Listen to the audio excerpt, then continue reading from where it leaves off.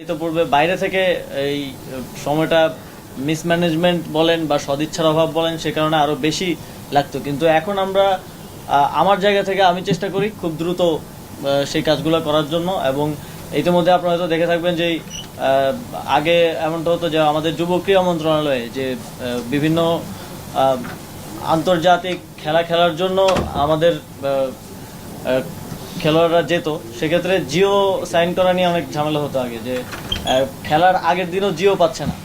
আমরা কিন্তু সেটা খুব দ্রুত করে দেওয়ার চেষ্টা করি এবং আমরা ফেডারেশনগুলোকে বলেছি আপনারা আগে পাঠাবেন, এবং আমরা নিজেদের দিক থেকে যাচাই করে দূরত্বটা সৃষ্টি হয়েছে সেটা কমিয়ে আনাটাই আমাদের লক্ষ্য। এবং আমরা ওই জনগণের কাতারে থেকে আসলে কাজ করতে চাই, এবং একই সাথে যেই আমলাদেরকে নিয়েও যেই এরকম একটা ব্যাপার আছে যে তাদের সাথেও জনগণের দূরত্ব, সেটা কমিয়ে আনার জন্য আমরা কাজ করব। অলরেডি জনপ্রশাসন একজন এমপি ইলেকশন করেছিলেন, তো মানুষের মধ্যে তো এই দুইটা নিয়েই মিশ্র প্রতিক্রিয়া আছে। এখন খেলোয়াড় হিসেবে আমাদের একজন খেলোয়াড়কে যতটুকু নিরাপত্তা আমাদের দেওয়ার দায়িত্ব, সেটা অবশ্যই আমরা দিব। তিনি দেশে আসলে আমরা সেটা দিব। এবং তার নামে যে মামলাটা হয়েছে, হত্যা মামলা, সেটার বিষয়ে আমরা ইতিমধ্যেই বলেছি, ইতিমধ্যেই আইন মন্ত্রণালয় বলেছে যে সংশ্লিষ্টতা না থাকলে প্রাথমিকভাবেই নামটা বাদ দেওয়া হবে।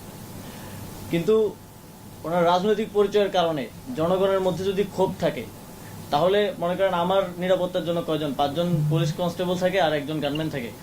আমার উপরে যদি দেশের 16 কোটি জনগণের আমার কথা দিয়ে, আমার মনে হয় যে ওনাকে ওনার জায়গাটা পরিষ্কার করা প্রয়োজন। রাজনৈতিক জায়গা থেকে ওনার যে রাজনৈতিক অবস্থান, সেটা নিয়েও কথা বলা প্রয়োজন।